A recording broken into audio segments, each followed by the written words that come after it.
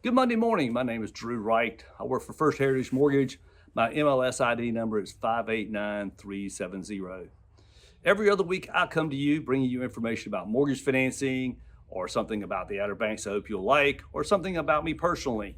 And so today, I'm going to talk a little bit about some things that are important to me personally. So this should be one of my easier podcast, so to speak, one that I don't have to reference the notes. I can just freewheelingly talk. The topic I wanted to talk about this week, I'll get to in a minute, but first I want to give you an update on rates because we got to put something about mortgage in this newsletter. So rates are moderating as I'm doing this. We're seeing some improvement in rates after what I would call the tariff bump in rates. They have definitely went up to a point that people were feeling a little uncomfortable about making offers or not happy about the mortgage rates we were quoting. They are starting to come down a little bit. I do record this on Wednesday and Thursday, and so hopefully by the time you see this, they'll even be lower. Again, we encourage you to watch the 10-year Treasury as your barometer for rates.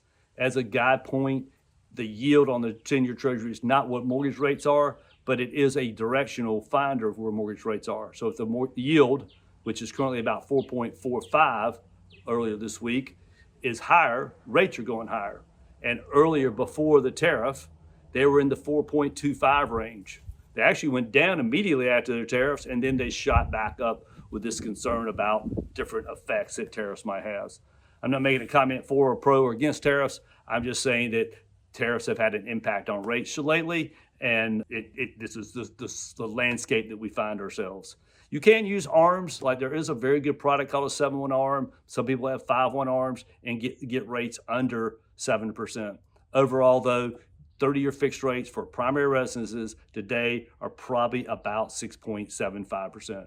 Jumbo rates are about the same for both primary and secondary home rates. And then we, of course, have construction loans and other those things if you want to call and talk to us about.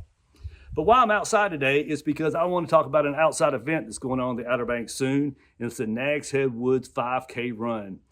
This is one of the most longest running charitable events on the Outer Banks. It's been run for over 40 years. I've run in it personally when my kids were very young. In fact, my oldest son, I think, won the race as the youngest runner of the year one year and had many years of running up second and third. Alex and him, of course, Alex was a little bit younger, so he could never quite beat his older brother when he was 6 or 7 years old, but it was a lot of fun for our family. And I say this because I really think families should come out and run with their kids. It was really a lot of fun. It's in the Nags Head Woods Preserve itself. It's on a dirt road. It's a pretty place. If you've not been the Nags Head Woods run, or in Nags Head Woods at all, it's worth going to run in it just to see what we have to offer, one of the things we have to offer here on the Outer Banks. This race is put on by my Rotary Club. First Heritage Mortgage is one of the two major sponsors. The other major sponsor is Haddon Homes, which is Tom Haddon. He's a local builder. And then us, First Heritage Mortgage.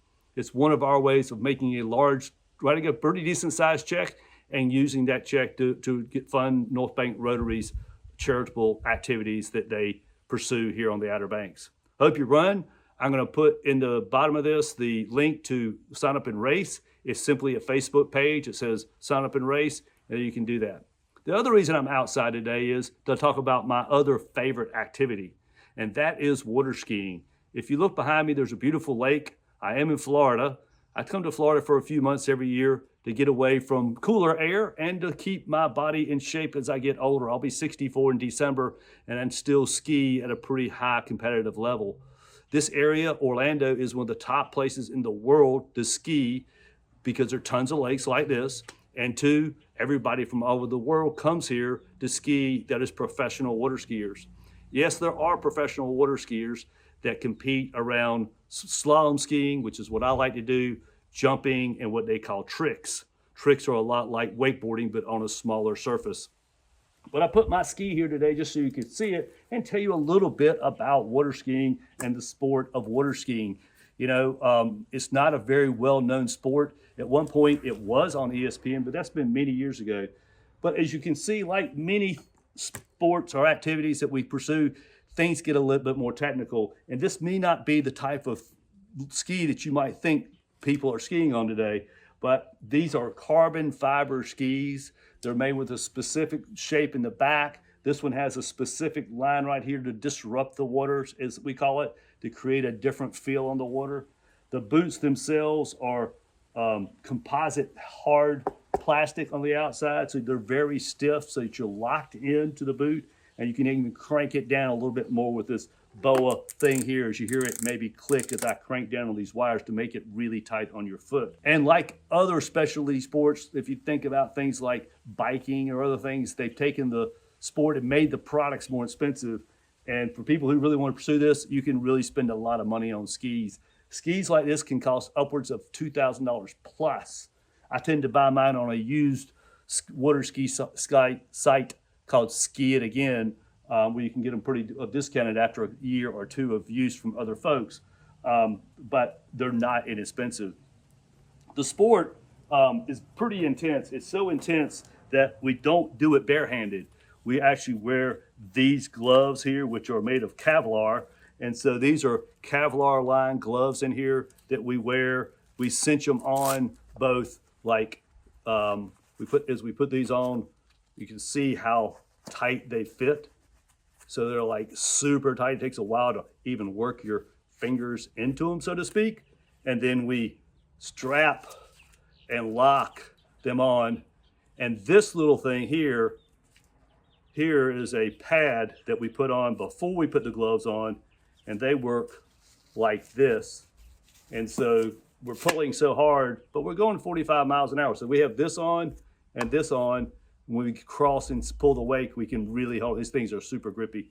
Anyway, I love the sport of water skiing. Maybe I'll do some videos for y'all to watch me ski. If you'd like to see that, let me know. Comment in the box below. You can do that. This is a YouTube video, or send me an email. Hope you enjoyed it. First thing I want to tell you is go to Facebook. Go run in the Nags Head Woods Run. It's a lot of fun. Take your kids. Take a friend.